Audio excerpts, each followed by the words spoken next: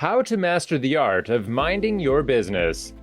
Byron Katie once wrote that there are three kinds of businesses in the universe: mine, yours, and God's.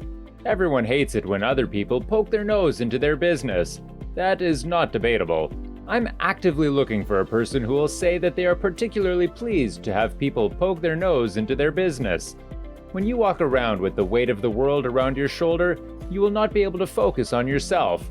You will be more focused on looking for ways to fix the planet.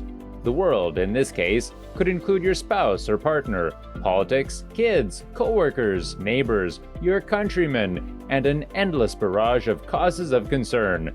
Solidarity is essential, and being there for others and worrying about them is not so bad. However, when you are not focused internally, minding your business, making sure that you're following your advice, and living your life the best way you can, you won't be in the best position to help others. You will only be adding up to the burden. If you constantly try to fix things for people and take charge, even when it is clear you are not wanted in the situation, you need to take your time and refocus your attention. As a result, why you go around trying to fix everything and everyone but yourself? There are many ways that we interfere with people's lives. Some may be deliberate and conscious, while other times we do it subconsciously. Our actions, words, and thoughts give it away that we are keen on interfering with other people's lives. We often cannot wait for people to finish talking so that we can jump in and tell them all about our thoughts and advice. Instead, we try to give the advice, dictate how things should be, and complain when things don't turn out how we envisage the other person's life. There are some issues with your ego that may contribute to this. There are many instances where our keen interest in people's lives comes from thinking we know better. It is possible to feel the most qualified to advise someone because we know better than them. This trend leads to thoughts of changing them into what we approve and behavior that we deem fit. There is another reason being that we have rigid expectations of the world. In regards to these rigid expectations, I constantly say that the things we do and do not do should not constitute a constitution for the rest of the world. Our imagery of what should be and should not usually leads us into offering advice and help nobody asked. We are just too eager to see everything in the way that we have it planned in our heads.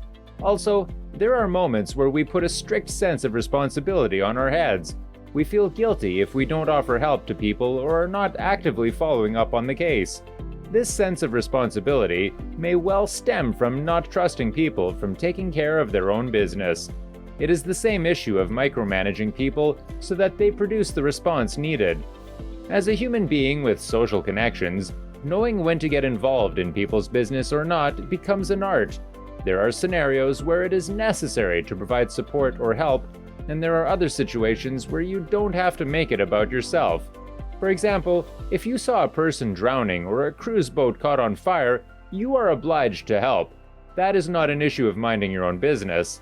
Then, there are other fields, like a person sharing what gifts they are getting their spouse for their birthday, or discussing what a terrible breakup they experienced. This situation is none of your business unless you are directly asked. Your advice could only mean that you think you know better, your expectations matter more than anyone else's, and you owe people help.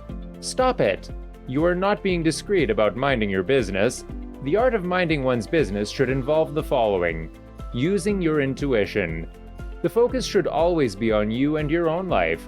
If someone comes to you because they expect a good listening ear, you listen intently and without belching out advice every 5 seconds. Most of the time, it is about offering sympathy, compassion, and understanding rather than opinions and judgment. Your opinions might be great, but they should only come out when asked. You are not supposed to point out that you are an authority on the matter, and the things you say make sense. Use your intuition to know what people are looking for and what they will appreciate from you. Note, however, that nobody will appreciate unsolicited opinions. If you are one to always jump in with advice and opinions, it will get to a time when no one will ever talk about anything in your presence. You have to find the intuitive plug from deep within you and activate it as soon as you are about to interfere in a person's life. This is advice for someone who knows the story, so imagine if no one sent you, but you considered it necessary to go and talk about the situation to other people as an example. That is plain foul behavior. Use your intuition, and know that good intuition will never encourage you to interfere in people's life. Neutralizing thoughts and action. Another art that needs mastering is the art of staying neutral within your boundaries. It is not easy to constantly stay within your boundaries and focus on things that bear entirely on you. You will have to learn to offer help to people so much. Your thoughts and actions must depict your growth and journey. Opinions should stay about how to be a better person and not in the other people's business. You will have to stop acting on behalf of people and stop offering advice no one asked. And being neutral means not having any judgments or opinions about anything. You must stay within your zone and be only mindful of your own life. Let others be. As you enjoy staying within your business and solving all your problems with little to no interference, you need to leave other people to do the same. It is a science that people who don't mind their business always hate having other people in their business. The irony is that they don't get a sense of their behavior based on their actions. If you interfere with your fear or guilt of being responsible for people, it is time to lay that guilt down. People can navigate their sphere of life and are equally capable of seeking help when they need it.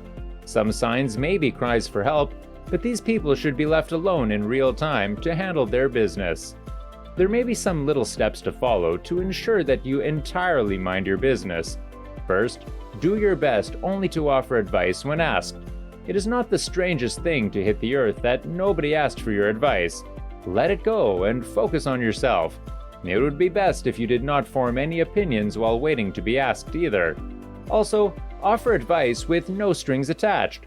When your advice is sought, it is necessary to offer advice that does not take sides or hold your expectations above everything. Find a neutral place of compassion and love to give advice and admonish all forms of fear and guilt. Again, remove yourself from situations. The situations that don't involve you should be very far away from you. You could be endangering relationships and commitments with your interference. Consider these steps when you are in doubt and don't know if you are interfering or not. Are you the one who is often told to mind their business, but you don't know how? We hope that this has enlightened you on your acts and what you should be mastering.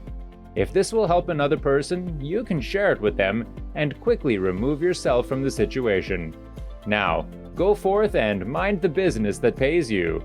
Kindly give this video a thumbs up if you enjoyed it.